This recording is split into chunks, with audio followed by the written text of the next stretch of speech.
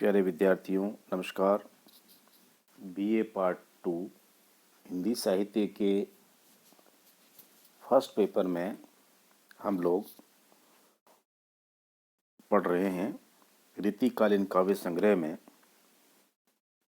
जो 8 कवि जिनके नाम इस प्रकार से हैं: केशवदास, बिहारी, घनानंद, देव, सेनापति, महाकवि भूषण, मतीराम और आठवें वृंद। इनकी जो रचनाएं आपके पाठ्यक्रम में रखी गई है इनको पढ़ रहे हैं।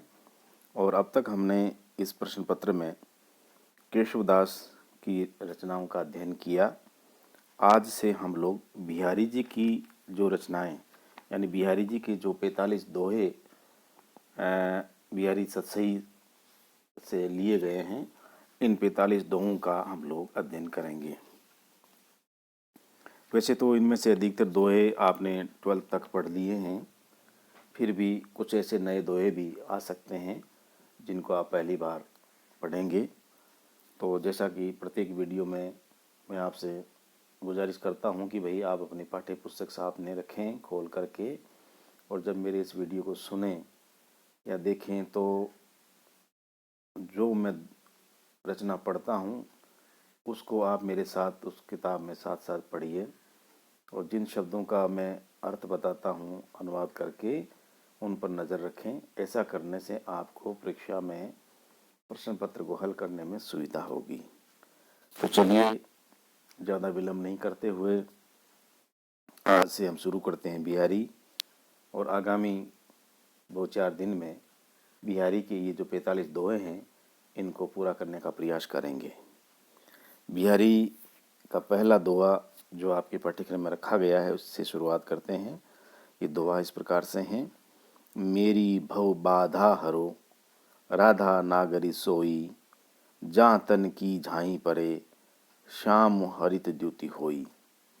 इस दोहे को आपने कई बार पढ़ा है क्योंकि पहले भी आपके किसी न किसी क्लास में रहा होगा पाठ्यक्रम में, फिर भी हम लोग दोबारा प्रयास करेंगे इसको पढ़ने की।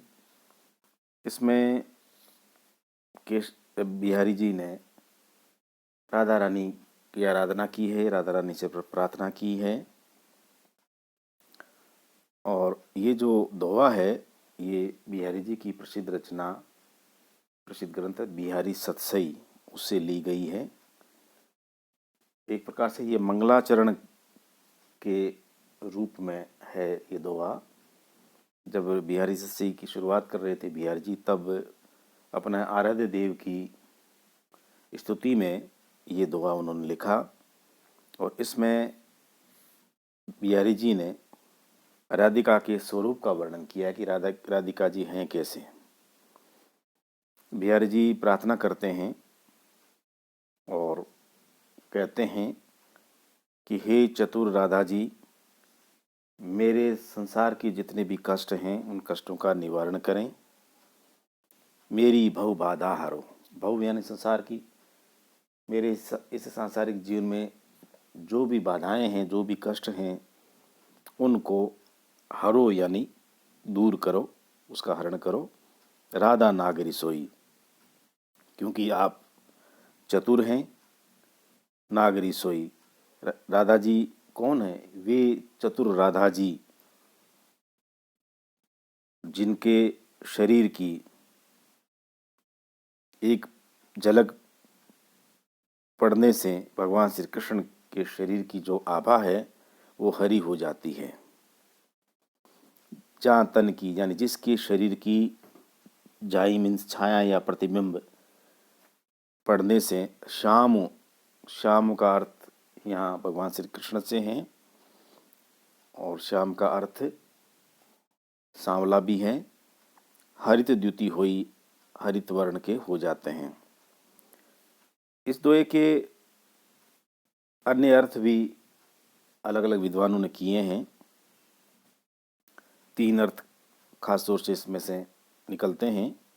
पहला कि वे चतुर राधिका जी मेरी सांसारिक बाधाओं को दूर करें ताकि मैं अपने लक्ष्य को प्राप्त कर सकूं। राधा जी कैसी हैं? राधा जी ऐसी हैं जिनकी शारीरिक परछाई के पड़ने से कृष्ण जी प्रसन्न हो जाते हैं। हरे हो जाना यानी प्रसन्न हो जाना। और जब परछाई मात्र से त्रिलोकीनाथ, चराचर जीव जगत के नियामक नियंता, परम शक्तिवान, सर्वसमर्थ भगवान कृष्ण प्रसन्न हो जाते हैं, तो मेरी प्रार्थना से वे अवश्य प्रसन्न होंगी और मुझ पर अवश्य कृपा करेंगी।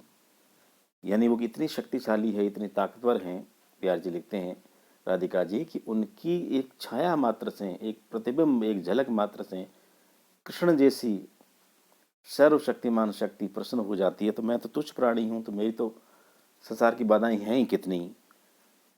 दूसरा इसका जो अर्थ है वो इस प्रकार से हैं,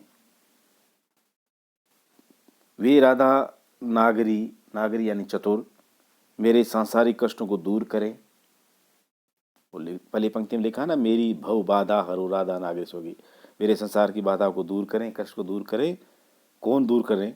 वे राधा नागरी, यानी वे चतुर, कुशल, समझदार, दक्ष, पारंगत राधिका मेरे सांसारिक कष्टों को दूर करें, जिनका ध्यान करने मात्र से संसार के सारे दुख, समस्त पाप पुण्य में बदल जाते हैं।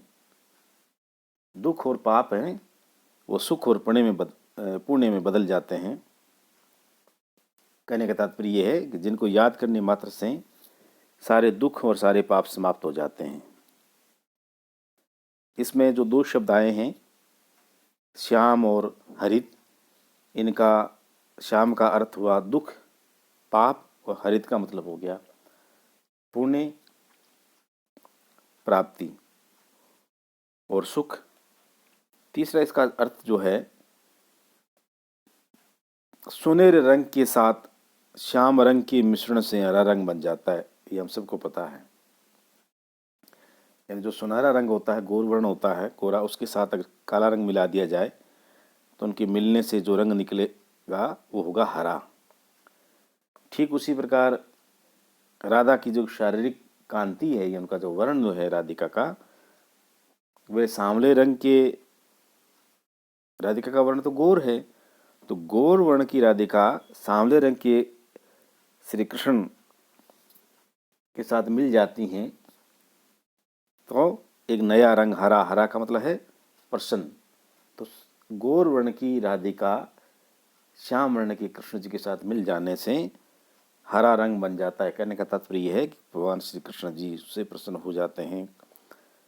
इसलिए ऐसी चतुर राधिका मेरे संसार की जो पीड़ा है, दुख है, उसको दूर करें। इस दोहे में श्लेष अलंकार का प्रयोग किया है बिहारी जी ने, और श्लेष के माध्यम से कई अर्थ इसके निकलते हैं, जिसकी चर्चा हमने अभी की।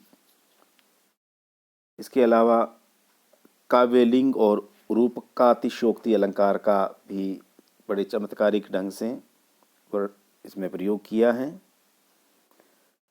और श्रृंगार रस के साथ भाव काव्य का जो चित्रण इस दोहे में बिहारी जी ने किया है वो देखने योग्य है।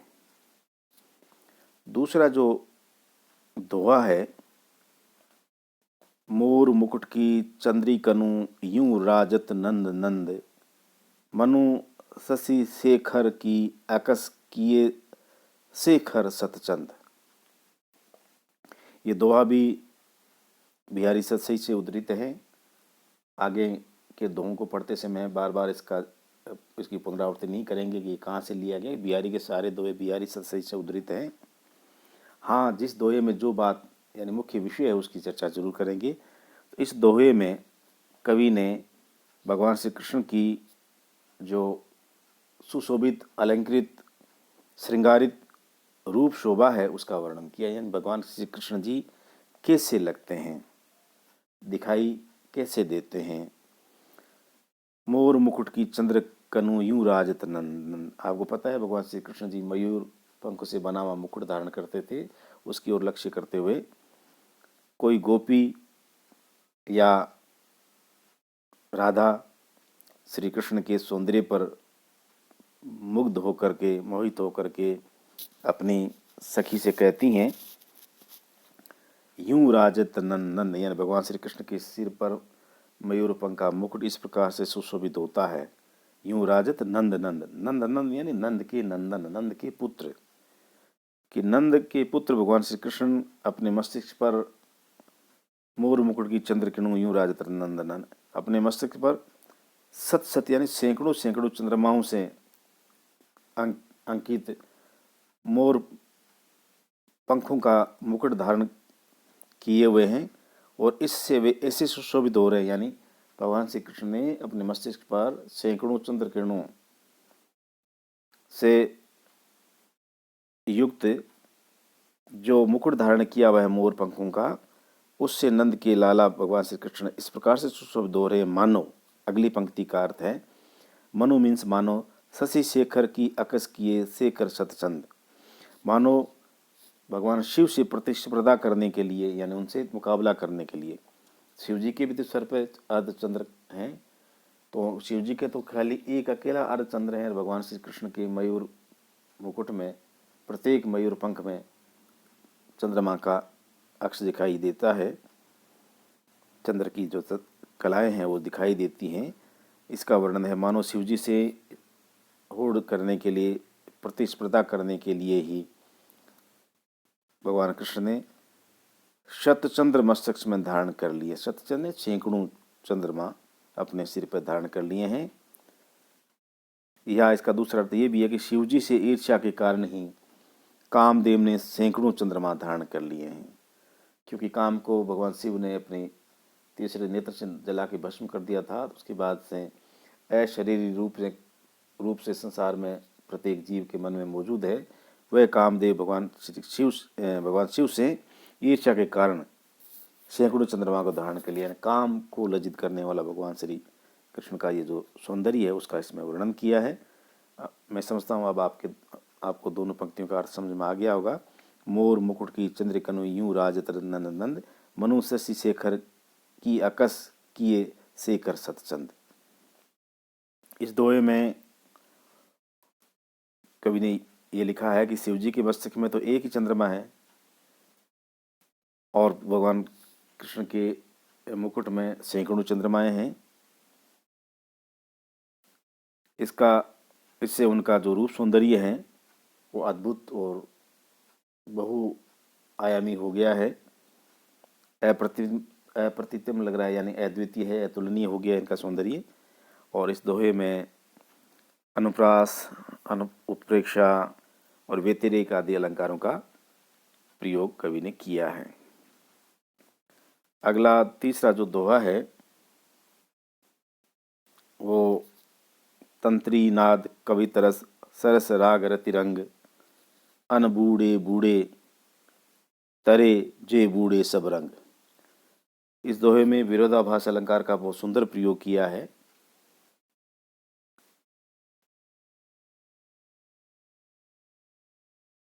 बिहारी जी ने जो कलाएं होती है उनका महत्व प्रतिपादित किया है इस दोहे में। और बिहार जी कहते हैं कि कलाओं के बिना व्यक्ति का जीवन जो है वो मूल्यहीन है, कलायुक्त जीवन ही जीवन है, और जो कलाएं हैं वो जीवन का सार है। देखिए कैसे, तंत्री नाद कवि तरस सरस राग रतिरंग। कविदास जी कवि बिहारी जी कहते हैं कि जो व्यक्ति तंत्री नाद यानी वीणा आदि वाद्य यंत्र, जो व्यक्ति वीणा आदि वाद्य यंत्रों के स्वर, कवित्रस यानी कविता आदि ललित कलाओं की रसानुभूति, सरस राग और मधुर राग रागनी के सुनने का आनंद तथा प्रेम के रंग में सर्वांग डूब गए हैं, तंत्री नाद कवितरस सरस राग रतिरंग, यानी इन चीज़ों में जो व्यक्ति डूब गया, किसमें, वीणा आदि वाद्य यंत्रों में, जो विभिन्न प्रकार की ललित कलाएं हैं उनके रसास्वादन में, कविता के आनंद में, सरस राग रतिरंग, और जो विभिन्न प्रकार की राग रागिनियां हैं मधुर, जिसको सुनने से आनंद की प्राप्ति होती है। इसके अलावा रतिरंग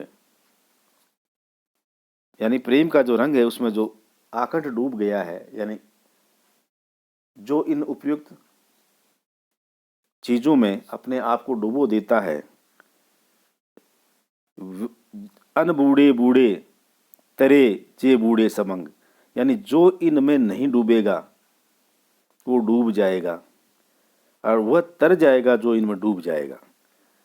कहने का तात्पर्य यह है कि इस संसार में आने के बाद इन उपयुक्त वस्तुओं से, उपयुक्त चीज़ों से जिनका प्रेम संबंध नहीं है, वे संसार में डूबेंगे, यानी संसार सागर को पार नहीं कर पाएंगे, और जो इसमें डूब जाएंगे वो संसार सागर को पार कर जाएंगे। यही इसका विरोधाभास अलंकार है।